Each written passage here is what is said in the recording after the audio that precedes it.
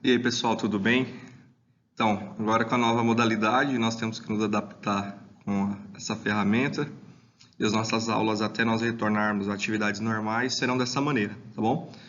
Pretendo eu fazer as aulas com Skype, via vídeo Skype também e outra plataforma que a gente consiga conversar e se comunicar ao vivo, mas até que isso aconteça, eu já vou publicar essa primeira aula nessa metodologia, tranquilo?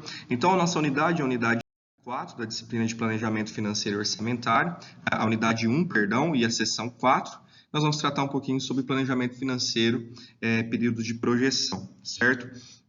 Então, dentro da nossa unidade de planejamento financeiro, essa é a nossa última sessão, e finalizando a sessão, a gente já inicia a unidade 2 da nossa disciplina, tranquilo? Pessoal, nós vamos tratar um pouquinho aqui sobre os principais elementos que compõem o planejamento financeiro, certo? Então, todo planejamento financeiro de uma empresa, de uma entidade, ele deve compor pelo menos tem que ter principalmente esses dois critérios, certo? Primeiro, a receita e segundo, os gastos, né? Então, para que a empresa ela tenha aí a sua atividade ser bem executada, né? O planejamento financeiro ele tem que ser elaborado de acordo com as receitas e os gastos dessa empresa. Então, são esses dois elementos que são fundamentais, são os principais elementos que compõem ali toda a cadeia, né, de elementos que a empresa necessita ter para que ela tenha um bom desempenho. Tranquilo? Então, o planejamento financeiro orçamentário, né, dentro da área financeira, a empresa ela precisa conhecer esses dois critérios e ter, né, bem definido os conceitos de receitas e gastos e saber que a receita e os gastos da empresa ela impacta diretamente no resultado, né? Tem um impacto completamente ligado ali ao resultado da entidade. Como a gente já trabalhou, resultado o nosso gasto, a nossa receita, melhor dizendo, menos os nossos gastos, custos e despesas que nos trazem ali um resultado. E esse resultado ele pode ser positivo e também pode ser negativo, certo? O resultado positivo ele é o nosso lucro e o resultado negativo é o nosso prejuízo. Tranquilo? Dentro das receitas, né, o que são receitas? São resultados provenientes das vendas de produtos e serviços. Então, tudo que a empresa ela vende, sendo produto ou serviço, então a empresa comercial ali, ela vai trabalhar a parte de vendas de produtos. Já a empresa que presta serviços, né, as prestadoras de serviço, já entram ali com a venda não de um produto físico, mas sim de um serviço prestado, certo? Então, dentro das receitas, a característica de receita é que são todas as vendas, né, todos os resultados, todo o faturamento proveniente de venda de produtos ou serviços, certo? Então, quais são os fatores que impactam ali a nossa receita, né? Quais são os fatos preponderantes ali que definem a nossa receita, que mudam diretamente a nossa receita? Aqui no nosso slide eu acabei de perceber que nós estamos com a informação incorreta, né? Tá duplicado. Então, quais são esses fatores? Primeiro, o preço cobrado. Então, quanto mais eu cobrar ou quanto menos eu cobrar, vai influenciar, vai impactar diretamente na minha receita. Então, o valor cobrado pela mercadoria ou pelo serviço prestado impacta diretamente na nossa receita. Tranquilo? E o segundo critério aqui, que eu acabei duplicando, não havia percebido, é a quantidade vendida ou a quantidade produzida. Então, um fator também que influencia na minha receita é a quantidade de produtos que eu vendo, a quantidade de produtos, de serviços que eu presto. Então, quanto maior for o preço, deixa eu só mudar a cor aqui, quanto maior for o preço cobrado da minha mercadoria, certo? Ou do meu produto, maior será a minha receita, certo? E, em consequência disso, quanto menor o preço cobrado do meu produto ou do meu serviço, menor será a minha receita. Com relação a isso também, a quantidade produzida ou a quantidade vendida se define pela mesma característica. Quanto mais eu produzo, quanto mais eu vendo, maior será a minha receita e assim como consequência, quanto menos, melhor dizendo, eu produzo ou eu vendo, menor também será a minha receita. Ok? As nossas receitas, ou seja, a nossa venda, né, diretamente, ela pode ser caracterizada de duas maneiras, pessoal. A nossa venda ela pode ser uma venda realizada à vista ou uma venda realizada a prazo. Então, uma venda à vista, ela pode, aquela que o valor dessa venda, né, que o recurso que, em espécie dessa venda, ela de fato ingressa na minha empresa de maneira imediata. Então, é no ato dessa venda, no ato dessa compra, que esse recurso, que esse valor em dinheiro, ele entra de fato no caixa da minha empresa, certo? E também tem a prazo, a situação a prazo. Então, quando o valor ele passa a ingressar na minha empresa após um determinado período. Então, ele entra ali, ele faz parte do nosso chamado contas a receber. Então, toda vez que nós falarmos de contas a receber ou contas de clientes, nós estamos relacionando isso a todas as nossas vendas que foram realizadas a prazo. Então, vendas realizadas em 30, 60, 90 dias, vendas realizadas no carnê, então são caracterizados como todas as vendas realizadas a prazo. Então, essa venda, ela não entra diretamente ali no meu caixa. Então, eu tenho realizado ali o faturamento, foi feita a venda desse produto, desse serviço. Entretanto, o impacto financeiro disso só vai acontecer após o recebimento, certo?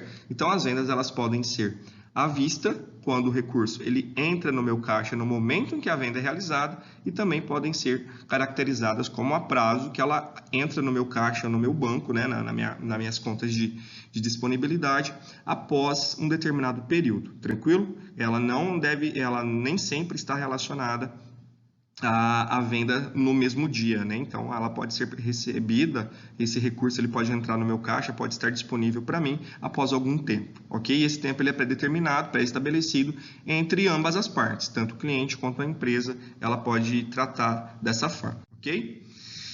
E dentro dos tributos, nós estamos falando aqui um pouquinho, né? Nós falamos dos conceitos de receitas, né? Agora, parte dos conceitos dos gastos. Então, são todos os recursos que podem ser deduzidos ali da minha receita. Nós trabalhamos ali a receita que pode ser realizada à vista ou a prazo. E nós trabalhamos agora a parte de gastos. Então, gastos é tudo aquilo que é descontado da minha receita. Então, tudo aquilo que a minha empresa utilizou com dispêndio de recursos, né, que ela pagou, que ela gastou. Então, o tributo, ele entra também caracterizado como um gasto dentro da minha empresa. Então, qual que é a classificação de tributos? Qual que é o conceito? O conceito de tributos é dedução das receitas recolhidas ao governo, e podem ser municipais, estaduais ou federais. Por que recolhidas, professor? Porque o termo pagar imposto, pessoal, não é um termo correto. Então, toda vez que, a partir de agora, vocês já não podem mais falar que pagou um imposto. Então, toda vez que vocês ouvirem alguém falando em paguei um imposto, esse termo ele não existe, certo? O termo correto para ser utilizado nessa situação é o termo chamado recolhimento. Então, quando a gente paga por algo, é quando nós temos algo em troca, certo? Então, o recolhimento ela é a maneira correta de se dizer. Então, eu recolhi o INSS, recolhi o IR, recolhi o IPI. Então, essa é a maneira correta de se falar, tranquilo? Então, tributo é um gasto também da minha empresa, que são deduções, ou seja, são valores dedutíveis, são valores que vão descontar lá da minha receita. Tudo aquilo que eu vendi, que a minha empresa produziu e vendeu, os tributos vão ser deduzidos. Então, eu tenho ali a minha receita, que foi o resultado da minha venda, menos os meus tributos, certo? Então, o tributo, ele é uma dedução, ou seja, um desconto que eu vou ter ali das minhas receitas, certo? E esse recolhimento, ele pode ser tanto para os órgãos, para o governo, mas no âmbito municipal, estadual e federal, certo?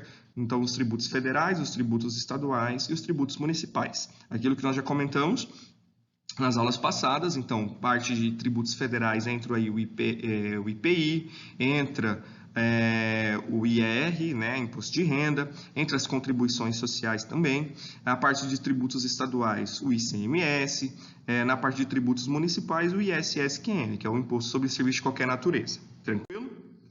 Mas, afinal de contas, professor, o que é um tributo? Tributo é um imposto? Então, gente, só para poder classificar esse conceito de tributo, eu trouxe aqui, segundo o artigo 3º do Código Tributário Nacional, que é o CTN, certo? Ele diz o quê? Ele conceitua o tributo como toda prestação pecuniária compulsória em moeda ou cujo valor nela se possa exprimir que não constitua sanção de ato ilícito instituída em lei e cobrada mediante atividade administrativa plenamente vinculada. Tá, professor, esse é o conceito de tributo, mas afinal de contas, o que é isso? Então, trouxe aqui para vocês, traduzindo, qual que é o conceito de tributo na nossa língua, digamos assim. Então, tributos são cobranças obrigatórias, ou seja, não dá para escolher pagar ou não. Então, sou obrigado a pagar, tá? Sou obrigado a recolher isso. Então, é uma cobrança obrigatória, que devem ser pagas ou recolhidas em dinheiro. Não se pode pagar tributo ou recolher tributo com bens ou permuta ou troca de bens, tá? A partir de uma ação específica, como ter um carro, vender um produto, um serviço ou comprar um imóvel. Então, todas as ações que nós realizamos, elas são passíveis de cobrança de tributo. Tranquilo? Então, se eu comprei um veículo, na compra do meu veículo, eu já tenho ali, já levo de brinde a cobrança de IPVA, certo? Na compra de uma casa, a cobrança ali do IPTU. Na compra de um produto ou na venda de um produto, eu já levo ali toda aquela carga tributária que a gente já comentou, ICMS, IPI, ISSQN, o INSS, então tem todo o PIS, o COFINS, são todos os tributos que são envolvidos nesse processo. Tranquilo?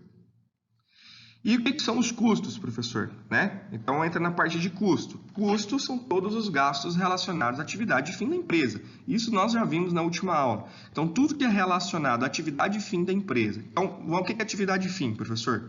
Então, por exemplo, eu tenho ali uma empresa que ela vende peças automotivas para veículos. Então, qual é a atividade fim dela? Comércio de peças para produtos automotivos, né, de produtos automotivos.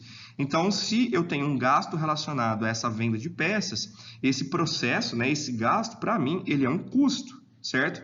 Então, definição de custo é tudo aquilo que está envolvido na atividade fim da empresa. Então, o que eu faço? O que minha empresa faz? Todo gasto que é envolvido com aquele processo de fabricação, aquele processo de venda, ele é um custo para mim, ok? Então, entendendo.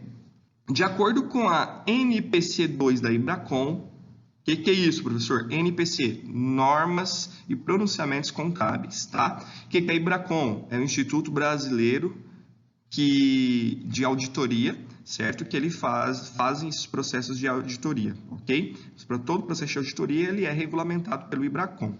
Então, essa norma, ela diz o quê? Ela caracteriza o custo como uma soma de gastos incorridos e necessários para aquisição, convenção e outros procedimentos necessários para trazer os estoques à condição e à localização atuais e compreende todos os gastos incorridos na sua aquisição ou produção.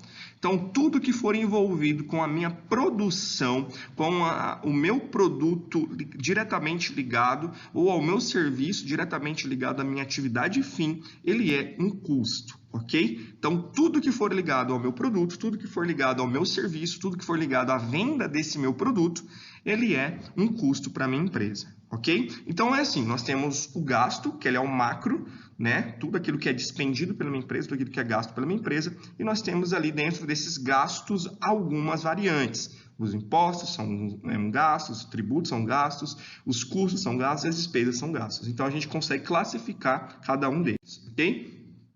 E falando em despesa, nós temos aqui a classificação de despesa. O que é despesa? Se refere aos gastos das áreas não operacionais. Então, tudo que é não operacional, o que é isso? Que não está ligado à operação ou atividade fim da minha empresa, é classificado como uma despesa, ok? Então, o que é despesa? Vamos lá, um exemplo. O financeiro é uma despesa, a contabilidade é uma despesa, marketing, vendas, são todos departamentos que são, para a minha empresa, uma despesa. Por quê, professor? Porque ela não está ligado à atividade fim da minha empresa, certo? Então, sem a contabilidade, sem o financeiro, sem o marketing, sem a tia do cafezinho, o meu produto ele consegue ser vendido de forma natural. Tranquilo? Então, essas são as despesas, não estão relacionadas diretamente à atividade fim da minha empresa ou aquilo que a minha empresa vende ou produz. Ok?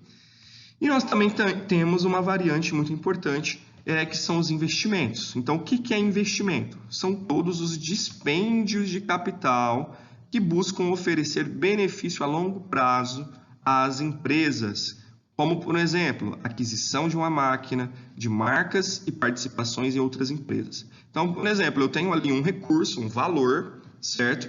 Esse valor, ele está disponível dentro da minha empresa e eu posso realizar com esse valor um investimento.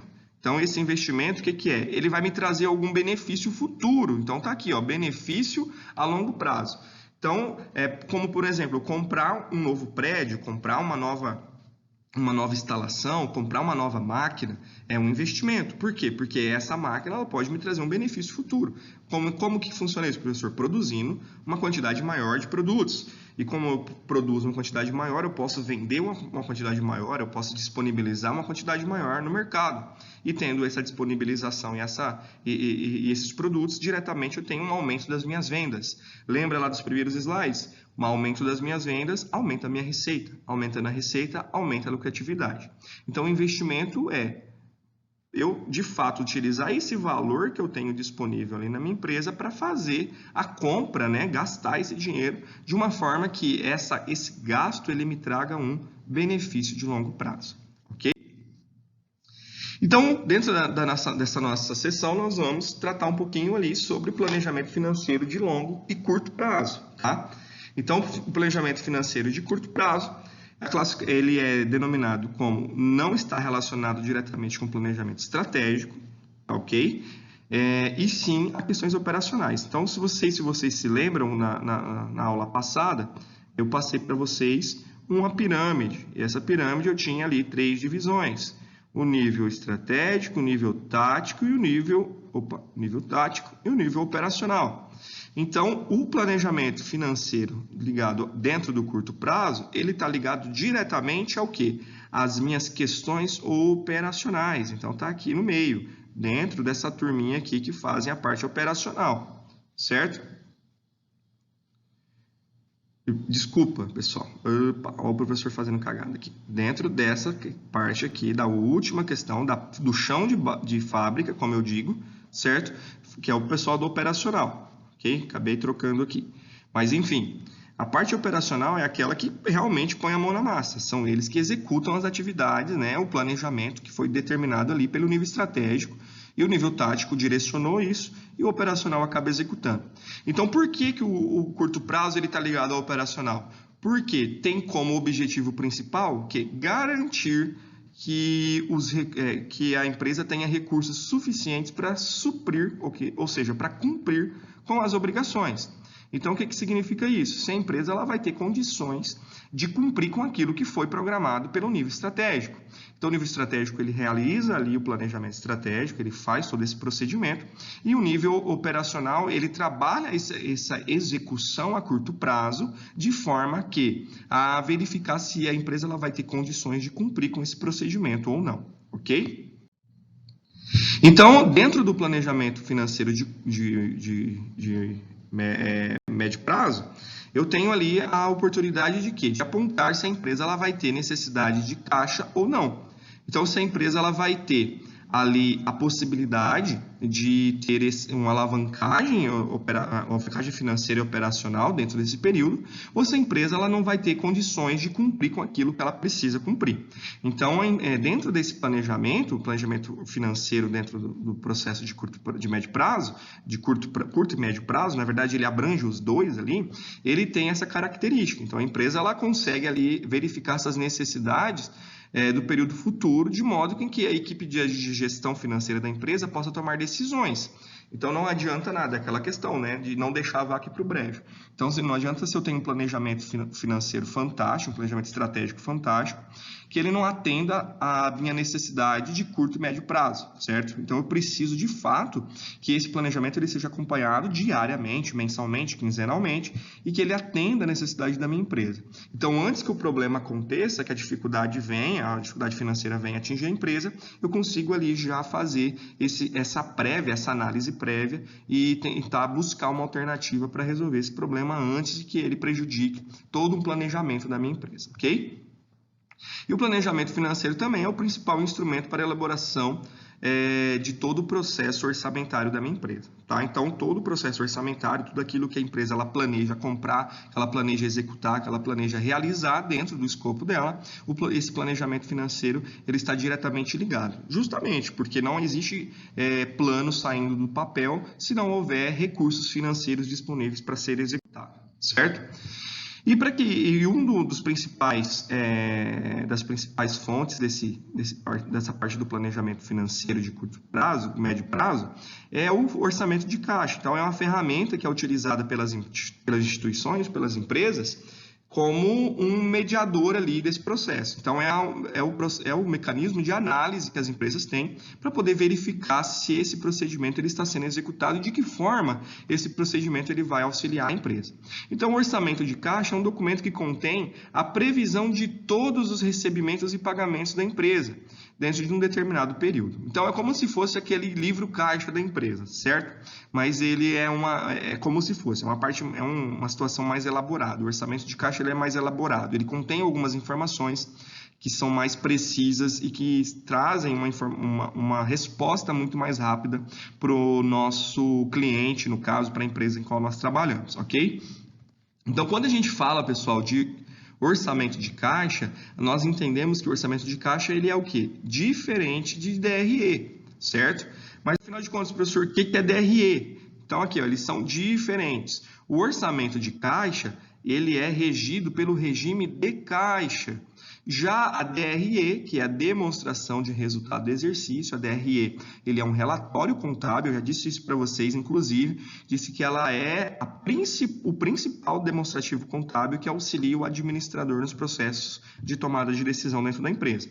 E já o regime, a DRE, que é o demonstrativo de resultado do exercício, ele abrange o regime de competência, diferente do orçamento de caixa, que trabalha com regime de caixa. Tranquilo? Então, como que funciona isso, professor? O que são esses regimes, né? O que você fala de regime de apuração? O regime de apuração, por exemplo, o regime de competência, é um método de registro de lançamento contábil. Então, a parte contábil ela vai utilizar esse mecanismo como base. Ela é determinada por lei para fins de imposto de renda, para que as empresas executem os seus lançamentos contábeis, os reconhecimentos das despesas, das receitas, das vendas, de maneira a compreender o regime de competência.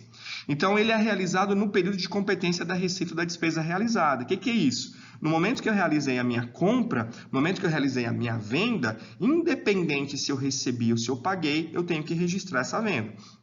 Então, as empresas elas utilizam dessa forma, isso é estabelecido pela própria lei, tá? O RIR que determina isso, o Regulamento do Imposto de Renda. Então, olha só, se a empresa ela realizou uma venda hoje para nós é dia 17, deixa eu só confirmar aqui, dia 18. Então, hoje, dia 18, a empresa ela realizou uma venda, mas essa venda foi feita a prazo, como nós vimos lá. Então, esse recurso financeiro, esse dinheiro, ele só vai entrar na minha empresa daqui a alguns dias, certo? Então, como que a empresa ela faz esse registro? Ela só registra a venda? Ela registra somente o pagamento? Ela registra somente o recebimento? Como que funciona?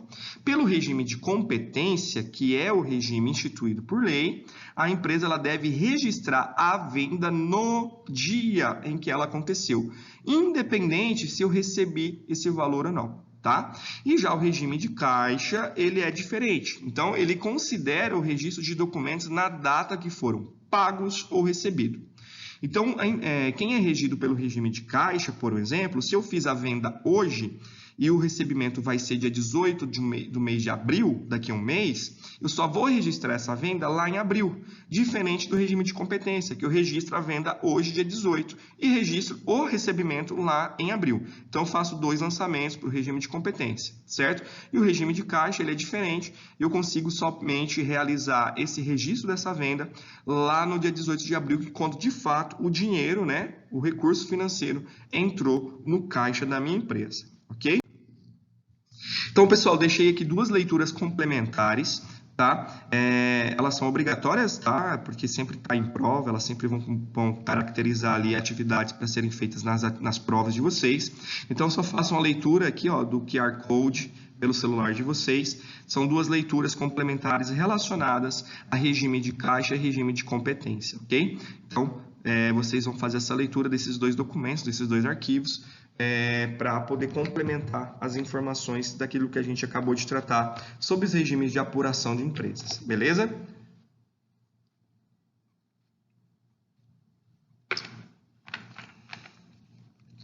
Então, esse material ele vai ficar disponível para vocês no portal, ok? Tanto o slide limpo, sem o vídeo, quanto esse vídeo que eu estou enviando para vocês hoje aqui, tranquilo? Então, vocês podem acessar esse material aqui, fazer a leitura com tempo, com tranquilidade, para poder fomentar ali esse entendimento sobre regime de caixa e competência. E aproveitando a situação, eu peguei no livro de vocês, no livro da disciplina, um exemplo aqui sobre a nossa diferença de regime de caixa e competência. Então, vamos lá. Aqui na DRE, depois vocês façam a leitura do conteúdo, mas aqui na DRE eu realizei a venda no mês de maio, certo? O que o exemplo está falando? Que foi feita uma venda no mês de maio e que essa venda ela foi paga 50% 30 dias e a outra 50% 60 dias após. Então, no regime de competência, como que funciona isso? Eu tenho a minha receita bruta, olha, a minha receita bruta aconteceu em maio. Vocês podem observar que independente do pagamento, eu não recebi isso ainda, eu vou receber só quando? Em junho e julho. Então, o recebimento ele só vai vir depois de 60 dias por completo.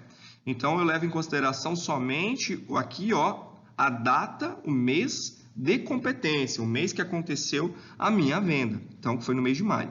Já o orçamento de caixa, que é regido pelo regime de caixa, eu vou levar em consideração simplesmente o quê? O meu recebimento. Então, se vocês observarem, nós temos o recebimento em junho e o outro em julho. Eu não levei em consideração o mês de maio, que foi o mês da minha venda. Tranquilo? Então, essa é a principal diferença entre o meu regime de caixa e o meu regime de competência, ok? Como o orçamento de caixa, realizado na minha empresa, eu tenho condições de verificar se essa empresa ela vai gerar caixa excedente, se ela vai ter recurso financeiro excedendo, né? Ou se ela também vai necessitar de financiamento. Então, como que funciona isso? Na necessidade de financiamento, a empresa vai verificar se ela vai poder utilizar de recursos de terceiros para que ela possa resolver seu problema de caixa. Então, ela vai buscar investimento por terceiros, empréstimos, isso em banco, em casas de crédito, ou com outras pessoas, né, com outras empresas. E se, por um exemplo, ela gerar caixa excedente, então se ela tiver recurso disponível no caixa em valores excedentes, ela tem que definir qual o destino dessa aplicação. Então, se eu necessito de financiamento, eu vou verificar onde eu vou realizar esse financiamento, com quem que eu vou pegar esse empréstimo, de qual ambiente que eu vou pegar. Isso analisando as taxas, os juros, toda a parte de análise de investimento, né, de financiamento que eu preciso realizar. E se por um acaso tiver excedente de caixa, a empresa ela tiver recurso sobrando disponível, né, depois de realizar esse orçamento de caixa, feito esse planejamento financeiro, ela tem que definir onde que ela vai fazer essa aplicação. Então, essa aplicação ela pode também ser realizada dentro da empresa e tanto ela pode fazer essa aplicação fora da empresa. Isso também ela vai fazer análise para poder verificar se esses recursos aplicados vão trazer rentabilidade suficiente para ela, ok? Então, quais que são os principais motivos de se manter um saldo em caixa? Primeiro, para transação. O que é isso? Recursos destinados a pagamento de operações da minha empresa. Então, para realizar transações financeiras dentro da minha empresa, certo? Para poder pagar as minhas contas, pagar os meus funcionários, pagar as minhas despesas dentro da empresa. Então, é importante que a empresa ela tenha saldo de caixa. Isso é importante, tá? E também, como segunda opção, precaução, necessidade de pagamento de eventuais despesas não previstas. Então, pode ser que aconteça um desastre, pode ser que aconteça uma situação não recorrente que a empresa ela precisa tomar um posicionamento. Então, ela tem ali como se fosse uma reserva de recurso, uma reserva de valores para poder utilizar como precaução em necessidades eventuais. Tranquilo? E como o terceiro principal motivo, eu tenho ali para especulação. E esse é uma das ferramentas mais interessantes na parte financeira, né, dentro do orçamento financeiro, que é o quê? A empresa ela tem recursos disponível, ela tem recursos ali à disposição, ela vai em busca de quê, gente? De oportunidade de negócio. Então, toda vez que ela vê uma oportunidade de investimento, uma oportunidade de colocar o dinheiro ali, ter um retorno, uma taxa de juros atrativa, um custo de oportunidade atrativo, uma oportunidade oportuna, ela tem essa possibilidade. Então, é importante que ela mantenha saldo de caixa para essas três situações: transação, precaução e especulação. Então, com dinheiro em mãos, você consegue ter ali a oportunidade de negócio muito melhor. Tranquilo? Então, aqui tem um resumo sobre o orçamento de caixa. Então, que a empresa ela consegue ter esse hábito, né, ter essa capacidade ali de conseguir gerir a parte financeira dela, e tem um recurso disponível ali, ela tem possibilidades muito melhores. Tranquilo? E dentro do planejamento financeiro de longo prazo, que é o quê? Ele deve ser alinhado pela parte estratégica. Então, aí já é diferente. Dentro da nossa pirâmide lá do planejamento, a parte estratégica, que é a primeira aqui de cima, ela é diretamente ligada ao planejamento financeiro de longo prazo, tá? Por quê, professor? Porque são eles que definem as estratégias da empresa para 10, 15, 20, 30 anos. Então, são eles que fazem esse planejamento financeiro de longo prazo.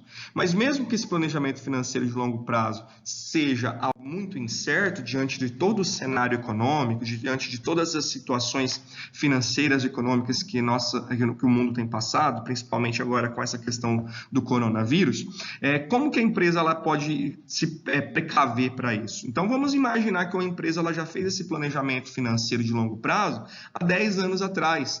E agora acontecer esse problema todo, essa pandemia, que tenha tirado o sono de muitas pessoas com relação à parte econômica, né, diretamente dizendo. Como que eles precaviam isso? Como eles poderiam precaver isso? É justamente por essa situação. Por isso que existe o planejamento financeiro. Porque em situações de emergência, como estamos vivendo nesse momento, a empresa que ela está bem estruturada, tem o planejamento financeiro realizado, tanto de longo prazo quanto médio e curto prazo, e ele é bem executado, a empresa ela não sofre tanto impacto, certo? Ela consegue ali ter uma capacidade de conseguir se desdobrar, de conseguir sair desse problema, sem ser tanto influenciada ou ser tanto impactada. Então, por isso que é importante ter esse planejamento. Então, o planejamento de longo prazo ele está ligado ao nível estratégico. O nível estratégico ele toma as decisões para longo prazo, ele toma esses direcionamentos que a empresa vai ter para longo prazo. Então, o planejamento de longo prazo tem um foco nas implicações das estratégias financeiras alternativas, as quais possibilitam aos gestores evitar algumas surpresas, que é isso que eu acabei de dizer. Então, essas surpresas elas acabam diretamente travando, dando problema para as empresas que não têm um planejamento realizado. Então, é importante que a empresa ela realize o planejamento, que ela tenha esse controle financeiro, esse conhecimento financeiro, para que ela consiga não sofrer impactos negativos dentro desse processo de condução dos negócios, certo? Pessoal, nossa aula por essa plataforma ela vai ser resumida mesmo nesse processo. Eles pediram para que a gente faça vídeos de até 30 minutos, eu já estou excedendo aí 33 minutos, mas estou excedendo 3 minutos, aliás, estou com 33, mas esse é o recado que eu queria passar para vocês que vocês consigam compreender esses conceitos e ter essa possibilidade, tá? Para que a gente tenha aí o aproveitamento ao máximo desse conteúdo, eu deixo aqui para vocês, realizar a leitura da sessão 1.4, realizar as atividades de pré e pós-aula lá no AVA, e inclusive no final do livro de vocês, no final da sessão 1.4 tem as atividades ali, e outra, realizar o Faça Valer a Pena no final da unidade, tá? Que isso é super importante, que traz informações práticas, né? Traz atividade prática sobre o conceito que a gente acabou de falar aqui, ok? Então, pessoal, caso vocês tenham alguma dúvida, alguma situação que não ficou clara, algum questionamento, peço que vocês entrem em contato comigo pelo meu e-mail ou pelo próprio AVA, lá no portal mesmo, vocês conseguem ter esse contato, tá? Para que a gente possa tirando as dúvidas, tranquilo?